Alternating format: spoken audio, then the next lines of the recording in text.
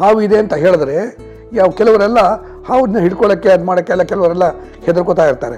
ಅವಾಗ ಏನು ಮಾಡ್ತೀನಿ ನಾನು ಅಂತ ಹೇಳಿದ್ರೆ ನಾನೇ ಮೊದಲು ಹೋಗಿ ಹಾವು ಹಿಡ್ಕೊಂಡ್ಬಿಡ್ತೀನಿ.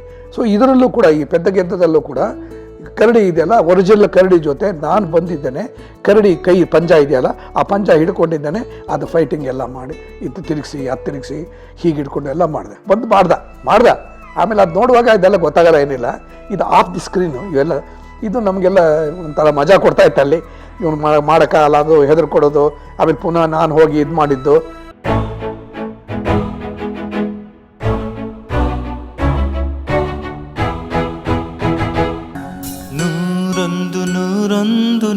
ನೆಕ್ಸ್ಟು ಹೀಗೆ ದ್ವಾರಕೀಶ್ ಚಿತ್ರದಿಂದ ನನಗೆ ಕೊಟ್ಟ ಪಿಕ್ಚರ್ಗಳ ಬಗ್ಗೆ ನಾನು ಹೇಳ್ಕೊಂಡು ಬರ್ತಾಯಿದ್ದೆ. ಈಗ ಗುರು ಶಿಷ್ಯರು ಹೇಳಿದೆ. ಗುರು ಶಿಷ್ಯರು ಆದಮೇಲೆ ಅಂತ ತಯಾರಿಕೆಲ್ಲೇ ಇನ್ನೇನು ಮುಗೀತಿರುವಾಗಲೇ ಇನ್ನೊಂದು ಚಿತ್ರ ಮಾಡಬೇಕು ಅಂತ ಡಿಸೈಡ್ ಆಯಿತು. ಅದು ಡಿಸೈಡ್ ಏನು ಅಂತ ಹೇಳಿದ್ರೆ ಅದಕ್ಕೆ ಹೆಸರು ಆಲ್ರೆಡಿ ಇಟ್ಟೇ ಬಿಟ್ಟಿದ್ದ. ಒಬ್ಬ ಪೆದ್ದ, ಆ ಪೆದ್ದ ಇದ್ದವನು ಅವನು ಗೆದ್ದ. ಇದೆ ಪೆದ್ದ ಗೆದ್ದ, ನೋಡಿ ರೈಮ್ ಎಷ್ಟು ಚೆನ್ನಾಗಿದೆ ಹೇಳೋಕ್ಕೆ, ಪೆದ್ದ ಗೆದ್ದ. ಸೊ ಆ ಥರದ್ದು ಒಂದು ಕತೆ ಮಾಡಬೇಕು. ಅದನ್ನು ಕತೆನ ಒಬ್ಬ ಚಕ್ರವರ್ತಿ ಅಂತ ಒಬ್ಬ ಇದ್ದ, ಅವನು ಕತೆನ ಮಾಡ್ದ. ಅವನು ಎಲ್ಲಿಂದನೋ ಲಿಫ್ಟ್ ಮಾಡ್ದ, ಪಾಯಿಂಟ್ಸ್ ಎಲ್ಲ ಲಿಫ್ಟ್ ಮಾಡಿ ಏನೋ ಮಾಡ್ದ.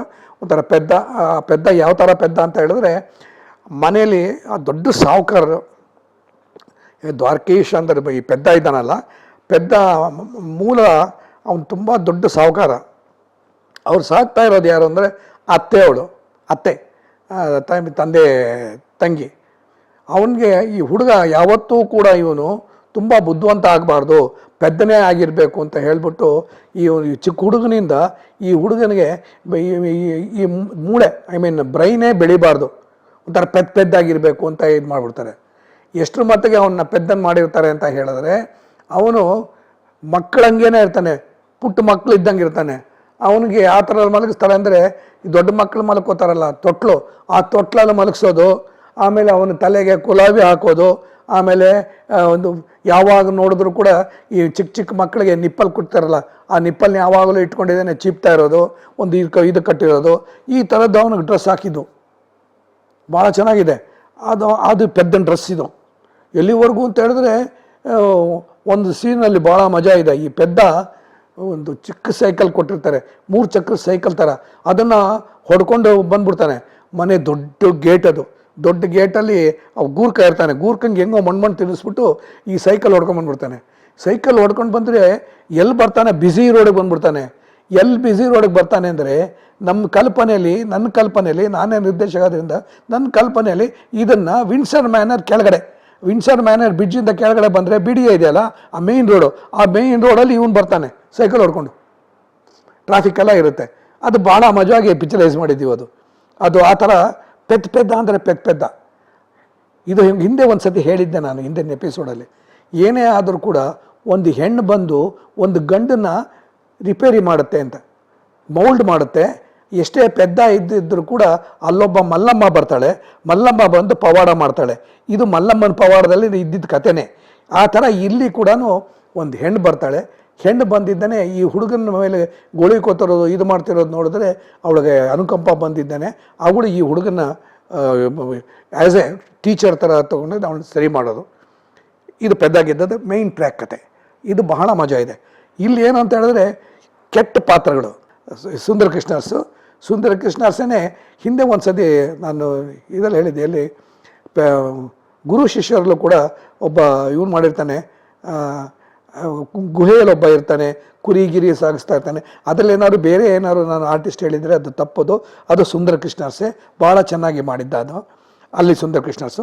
ಯಾಕೆಂದ್ರೆ ಸುಂದರ ಕೃಷ್ಣರ್ಸು ಅವರ ಅಣ್ಣ, ನಾನು ಎಲ್ಲರೂ ಕೂಡ ಹುಣಸೂರಲ್ಲಿ ಓದ್ದವರು. ಸುಂದರ ಕೃಷ್ಣರ್ಸ್ ತಂದೆ ನನಗೆ ಹೈಸ್ಕೂಲ್ ಹೆಡ್ ಮಾಸ್ಟ್ರು. ಸೊ ಅಲ್ಲೇ ನಾವೆಲ್ಲ ಬೆಳೆದಿದ್ದು. ಸೊ ಸುಂದರ ಕೃಷ್ಣರ್ಸ್ ಅವಾಗಿಂದನೂ ನಾಟಕದಲ್ಲಿ ಪಾಠ ಮಾಡವ, ಆಮೇಲೆ ಸ್ತ್ರೀ ಪಾತ್ರ ಎಲ್ಲ ಮಾಡ್ತಾಯಿದ್ದ. ಆಮೇಲೆ ಕೊನೆಗೆ ಹಂಗೆ ಬೆಳೀತಾ ಅವನು ಸಿನಿಮಾಗೆ ಬಂದ. ಪುಟ್ಟಣ್ಣ ಕಣಗಾಲ್ ಹತ್ರ ಶಿಷ್ಯನಾಗಿ ಬಂದ. ಅಲ್ಲೂ ಅವ್ನು ಭಾಳ ಒಳ್ಳೆ ಕೆಲಸ ಮಾಡ್ತಾಯಿದ್ದ, ಒಳ್ಳೆ ಹೆಸರು ಕೂಡ ತೊಗೊಂಡ. ಅಲ್ಲಿಂದ ಕೊನೆಗೆ ಏನು ಬಣ್ಣ ಹಚ್ಚಬೇಕು ಅಂತ ಇರುತ್ತಲ್ಲಕ್ಕ, ಅದು ಬಣ್ಣದ ಗೀಳು ಬಿತ್ತು. ಅದು ಬಣ್ಣದ ಗೀಳು ಬಿದ್ದರೆ ಒಳ್ಳೆ ಅಸೋಸಿಯೇಟ್ ಡೈರೆಕ್ಟ್ ಆಗಿದ್ದು, ಒಳ್ಳೆ ಡೈರೆಕ್ಟ್ ಆಗಿರ್ಬೋದಾಗಿತ್ತು. ಪುಟ್ಟಣ್ಣ ಅವ್ರ ಹತ್ರ ಬೆಳೆದು ಬಂದವನು ನಿಜವಾಗ್ಲೂ ಅವನು ಆಗ್ಬೋದಾಗಿತ್ತು. ಅವನಲ್ಲಿ ಆ ಸರಸ್ವತಿ ಇತ್ತು. ಅವನೇನು ಮಾಡ್ದ, ಬಣ್ಣ ಹಚ್ಚೋಕೆ ಹೊರ ಕಡೆಗೆ ತಿರುಗಿಬಿಟ್ಟ. ಸೊ ಬಣ್ಣ ತೆರೆದು ಏನು ಯೋಚನೆ ಇಲ್ಲ, ಒಳ್ಳೆ ಕಲಾವಿದನಾದ. ಆಮೇಲೆ ಆ ಒಂದು ಎಲ್ಲದಕ್ಕಿಂತ ಹೆಚ್ಚಾಗಿ ಹಿಂದಿ ಕಲಾವಿದರೆಲ್ಲ ಬಂದು ಇಲ್ಲಿ ಕನ್ನಡದಲ್ಲಿ ಪಾರ್ಟ್ ಮಾಡ್ತಾ ಇದ್ದಾಗ ನಾನು ಅವ್ರಿಗೆಲ್ಲನೂ ಡಬ್ಬಿಂಗ್ ಆರ್ಟಿಸ್ಟಾಗಿ ಇವನೇ ಮಾಡ್ತಿದ್ದು. ಇವ್ನ ವಾಯ್ಸ್ ತುಂಬ ಚೆನ್ನಾಗಿದೆ, ಕಂಠ ತುಂಬ ಚೆನ್ನಾಗಿತ್ತು ಸುಂದರ್ ಕೃಷ್ಣರ್ಸ್ದು. ದೊಡ್ಡ ದೊಡ್ಡ ಹಿಂದಿ ಆರ್ಟಿಸ್ಟ್ಗಳೆಲ್ಲ ನಾಜರುದ್ದೀನ್ ಶಾ ಅವರು ಇವ್ರಿಗೆಲ್ಲರೂ ಕೂಡ ಇವನ ವಾಯ್ಸನ್ನೇ ಕೊಟ್ಟಿರೋದು. ಸೊ ಆ ಥರದಲ್ಲಿ ಸುಂದರ್ ಕೃಷ್ಣರ್ಸು ಹಾಗೆ ಬೆಳ್ಕೊಂಡು ಬಂದ. ಅದರಲ್ಲಿ ಇದಲ್ಲಿ ಮಾಡ್ದ. ಇದರಲ್ಲಿ ನಮ್ಮ ಪೆದ್ದ ಗೆದ್ದದಲ್ಲೂ ಕೂಡ ಒಳ್ಳೆ ಕ್ಯಾರೆಕ್ಟ್ರನ್ನೇ. ಒಳ್ಳೆ ಕ್ಯಾರೆಕ್ಟರ್ ಅಂದರೆ ಕೆಟ್ಟ ಕ್ಯಾರೆಕ್ಟ್ರ್, ವಿಲನ್ನು. ಆ ಥರದಲ್ಲಿ ಇವನು ಸುಂದರಾಜ್ ಇವನಿಗೆ ಯಾವಾಗಲೂ ಹೊಡೆಯೋದು, ಈ ಪೆದ್ದನಿಗೆ ಯಾವಾಗಲೂ ಹೊಡೆಯೋದು. ಮುಂದೆ ಬೆಳಿಬಾರ್ದಲ್ಲ, ಹೊಳಿತಿದ್ದಾಗ ಬಂದಿದ್ದಾನೆ ಕಾಂಚನ ಮಾಡಿದ್ದಾರೆ. ಕಾಂಚನ ಬಂದು ಬಿಡಿಸೋದು, ಇದನ್ನೆಲ್ಲ ಮನೆಗೆ ಬಂದು ಆರತಿ ಅವ್ರು ನೋಡ್ತಾರೆ. ಆರತಿ ಜೊತೆ ಅವರಪ್ಪ ಲೋಕನಾಥ್ ಬಂದಿರ್ತಾರೆ. ಹಂಗೂ ಹಿಂಗೂ ಮಾಡಿ ಆರತಿಗೆ ಇವನ ಮೇಲೆ ಒಂದು ಅನುಕಂಪ ಬಂದು ಇವನು ಸರಿ ಮಾಡಬೇಕು ಅಂತ ಬಂದು ಇವ್ರ ಮನೆಯಲ್ಲೇ ಎದ್ದು ಸರಿ ಮಾಡ್ತಾರೆ. ಭಾಳ ಚೆನ್ನಾಗಿದೆ. ಇದರಲ್ಲಿ ಏನಂತ ಹೇಳಿದ್ರೆ, ದ್ವಾರಕೀಶ್ಗೆ ಏನಂದರೆ ಒಂದು ಊಟಿಲಿ ಒಂದು ಸಿಚುವೇಶನ್ ಇದು. ಒಂದು ಕರಡಿ ಬಂದುಬಿಡುತ್ತೆ. ಕರಡಿ ಬಂದು ಅಟ್ಯಾಕ್ ಮಾಡೋಕ್ಕೆ ಬಂದುಬಿಡುತ್ತೆ. ಹೀರೋಯಿನ್ಗೆ ಬಂದಾಗ ಇವನು ಮಧ್ಯ ಬರ್ತಾನೆ. ಮಧ್ಯ ಬಂದು ಬಿಡಿಸ್ಬೇಕು. ಇದು ಕರಡಿ ಬಂದು ಕರಡಿ ಒರಿಜಿನಲ್ ಕರಡಿನೂ ತರಿಸಿದ್ವಿ. ಇವತ್ತಾದರೆ ಒರಿಜಿನಲ್ ಕರಡಿ ಎಲ್ಲ ನಾವು ಯೂಸ್ ಮಾಡೋಕ್ಕಾಗಲ್ಲ. ಬಿಗಿನಿಂಗಲ್ಲೇ ಟೈಟ್ ಹಾಕಬೇಕು. ಈ ಚಿತ್ರದಲ್ಲಿ ಯಾವ ಪ್ರಾಣಿ ಯಾವ ಪಕ್ಷಿಗಳನ್ನು ನಾವು ಇದು ಮಾಡಿಲ್ಲ ಅಂತ ಅದೆಲ್ಲ ಟೈಟ್ ಹಾಕ್ಬಿಡ್ಬೇಕು. ಸೊ ಅವೆಲ್ಲ ಇರಲಿಲ್ಲ. ಒರಿಜಿನಲ್ ಪ್ರಾಣಿಗಳೇ ತರ್ತಿದ್ದು ಶೂಟಿಂಗ್ ಮಾಡ್ತಾಯಿದ್ವು. ಸೊ ಆ ಥರದ್ರಲ್ಲಿ ಕರಡಿ ಬಂದಿದೆ. ಆಮೇಲೆ ಇನ್ನೊಂದೇನು ಅಂತ ಹೇಳಿದ್ರೆ, ಎಲ್ಲನೂ ಕರಡಿ ಕೈಲಿ ನಾವು ಮಾಡ್ಸೋಕ್ಕಾಗಲ್ಲ. ಹೇಳ್ದಂಗೆ ಕೇಳ್ಬಿಡುತ್ತೆ. ಪಲ್ಟಿ ಹೊಡಿಯುತ್ತೆ, ಇದು ಉಲ್ಟಿ ಹೊಡುತ್ತೆ, ಅಷ್ಟೇ ಹೊರತು ಫೈಟಿಂಗ್ ಬೇಕಾದಂಗೆಲ್ಲ ಮಾಡಬೇಕಲ್ಲ. ಅದಕ್ಕೆ ಅದು ಕರಡಿ ಹೈಟ್ ಇರೋನೇ ಇನ್ನೊಬ್ಬ ಫೈಟರ್ನೆಲ್ಲ ಕರೆಸಿ ಎಲ್ಲ ರೆಡಿ ಮಾಡಿದ್ದು. ಸೊ ಈ ಕರಡಿ ಬರುತ್ತೆ. ಕರಡಿ ಬರೋದು ಬಂದು ಅವಳನ್ನ ಹಿಡ್ಕೊಳ್ಳೋದು. ಇವನು ಬಂದಿದ್ದೇನೆ ಅವಳನ್ನ ಬಿಡಿಸಿ ಆ ಕರಡಿ ಇವನ ಜೊತೆ ಫೈಟ್ ಮಾಡುತ್ತೆ. ಈ ಫೈಟಿಂಗ್ ಎಲ್ಲ ಮಾಡಬೇಕು. ಕರಡಿನ ಬಂದು ಇವನು ಕರಡಿ ಜೊತೆ ಬಂದಾಗಲೇ ಇವನು ಮಾಡೋದೇ ಇಲ್ಲ ಅಂತಾನೆ. ಹೆದರಿಕೆ ಇವನಿಗೆ, ನಮ್ಮ ನಾಯಕರಿಗೆ. ಅವನೇನೇ ನಾಯಕ. ಅವನು ಪೆದ್ದ ಗೆಲ್ಲಬೇಕು. ಕರಡಿ ಇಟ್ಕೊಂಡ್ರೆ ಅರ್ಧ ಗಾಬರಿ ಆಗ್ಬಿಡ್ತಾನೆ. ಆವಾಗ ಯಾವಾಗಲೂ ಏನು ಮಾಡ್ತೀನಿ ನಾನು ಅಂತ ಹೇಳಿದ್ರೆ, ಒಂದು ಸ್ವಲ್ಪ ನನಗೆ ಮೊಂಡು ಧೈರ್ಯ ಜಾಸ್ತಿ. ಈಗ ಫಾರ್ ಎಕ್ಸಾಂಪಲ್, ಈಗ ಹಾವಿದೆ ಅಂತ ಹೇಳಿದ್ರೆ ಕೆಲವರೆಲ್ಲ ಹಾವನ್ನ ಹಿಡ್ಕೊಳ್ಳೋಕ್ಕೆ ಅದು ಮಾಡೋಕ್ಕೆಲ್ಲ ಕೆಲವರೆಲ್ಲ ಹೆದರ್ಕೋತಾ ಇರ್ತಾರೆ. ಅವಾಗ ಏನು ಮಾಡ್ತೀನಿ ನಾನು ಅಂತ ಹೇಳಿದ್ರೆ, ನಾನೇ ಮೊದಲು ಹೋಗಿ ಹಾವು ಹಿಡ್ಕೊಂಡ್ಬಿಡ್ತೀನಿ. ನಮ್ಮ ಕಲಾವಿದರು ಯಾರಿದ್ದರು ಅವರಿದ್ರಿಗೆ ಆವಾಡೇ ಗೊತ್ತು ನಾನು ಹಾವು ಹಿಡ್ಕೋತೀನಿ ಅಂತ. ನಾನು ಹಿಡ್ಕೊಂತು ಅಂದರೆ ಅವ್ನಿಗೆ ದುಡ್ಡು ಸಿಗುತ್ತಲ್ಲ. ಸೊ ನನ್ನ ಕೈಲಿ ಹಾವು ಕೊಟ್ಬಿಡೋದು. ನಾನು ಹಾವು ಹಿಡ್ಕೊಂಡು ಒಂದು ಹಾವಿಂದ ಏ ಪಕೋಡ ಸಾಪ್ ಅಂದ್ಬಿಟ್ಟು ಈ ಸಾಂಪು ಬಿಟ್ಬಿಟ್ಟು ಇನ್ನೊಬ್ಬ ಸಾಂಪು ಕೊಡುವ. ಸೊ 2-3 ಸಾಂಪು ನನ್ನ ಕೈಲಿ ಕೊಟ್ಟು ನಾನು ಅವ್ನು ಹಾವು ಹಿಡ್ಕೊಂಡ ಮೇಲೆ ಇನ್ನೇನು ಮಾಡೋದು, ನಾನು 200 ಕೊಡವೆ. ಅವನು ಎಲ್ಲರೂ ಕೈಲೂ ಕೊಟ್ಟು ದುಡ್ಡು ವಸೂಲು ಮಾಡಿಬಿಡುವ. ಅವನ ಹಾವಿನ ಬಾಡಿಗೆ ಏನು ತೊಗೋತಿದ್ದು ಅದಕ್ಕೆ ಮೇಲೆ ತೊಗೊಂಬಿಡುವ. ಸೊ ಈ ಥರದಲ್ಲಿ ನನಗೆ ಧೈರ್ಯ ಇತ್ತು ನನಗೆ. ಸೊ ಇದರಲ್ಲೂ ಕೂಡ ಈ ಪೆದ್ದ ಗೆದ್ದದಲ್ಲೂ ಕೂಡ ಕರಡಿ ಇದೆಯಲ್ಲ, ಒರಿಜಿನಲ್ ಕರಡಿ ಜೊತೆ ನಾನು ಬಂದಿದ್ದೇನೆ. ಕರಡಿ ಕೈ ಪಂಜ ಇದೆಯಲ್ಲ, ಆ ಪಂಜ ಹಿಡ್ಕೊಂಡಿದ್ದೇನೆ. ಅದು ಫೈಟಿಂಗ್ ಎಲ್ಲ ಮಾಡಿ ಇದು ತಿರುಗಿಸಿ ಹೀಗೆ ಹಿಡ್ಕೊಂಡು ಎಲ್ಲ ಮಾಡಿದ್ಮೇಲೆ ಅವನು ಈ ಡೈರೆಕ್ಟರ್ಗಳು ಎಲ್ಲನೂ ಮಾಡಿ ತೋರಿಸ್ಬಿಡ್ತಾರೆ. ನಮಗೆಲ್ಲ ಹೆದರಿಕೆ ಆಗುತ್ತೆ ಅಂತ ಕುಡ್ಕೊಂಡು ಬಂದು ಮಾಡ್ದ. ಆಮೇಲೆ ಅದು ನೋಡುವಾಗ ಇದೆಲ್ಲ ಗೊತ್ತಾಗಲ್ಲ, ಏನಿಲ್ಲ. ಇದು ಆಫ್ ದಿ ಸ್ಕ್ರೀನು ಇವೆಲ್ಲ. ಇದು ನಮಗೆಲ್ಲ ಒಂಥರ ಮಜಾ ಕೊಡ್ತಾ ಇತ್ತು. ಅಲ್ಲಿ ಇವನು ಮಾಡೋಕ್ಕಾಗಲ್ಲ, ಅದು ಹೆದರ್ಕೊಡೋದು. ಆಮೇಲೆ ಪುನಃ ನಾನು ಹೋಗಿ ಇದು ಮಾಡಿದ್ದು.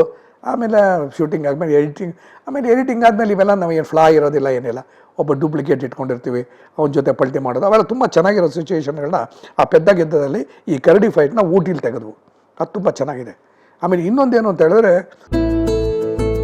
ಒಂದು ಪೆದ್ದ ಗೆದ್ದಲ್ಲಿ ಬಹಳ ಮುಖ್ಯವಾದ ಒಂದು ದೃಶ್ಯ ಇದೆ. ಏನೇ ಆದರೂ ಕೂಡ ನೀವು ರಘು ಜ್ಞಾಪಿಸೋದ್ರಿಂದ ನಿಮ್ಮ ಹೆಸರು ನಾನು ಹೇಳಲೇಬೇಕಾಗತ್ತೆ, ಬೇಜಾರು ಪಟ್ಕೋಬೇಡಿ. ಬಟ್ ಅದರಲ್ಲಿ ನೀವೇ ಕೇಳಿದ್ರಿ, ಇಬ್ಬರು ಲೆಜೆಂಡ್ನ ತಂದಿದ್ದಾರಲ್ಲ ಕಾಮಿಡಿಯನ್ಸ್ನ, ಅದು ಹೇಗೆ ನಿಮ್ಮ ಅನುಭವ ಹೇಗೆ ಸರ್ ಅಂತ.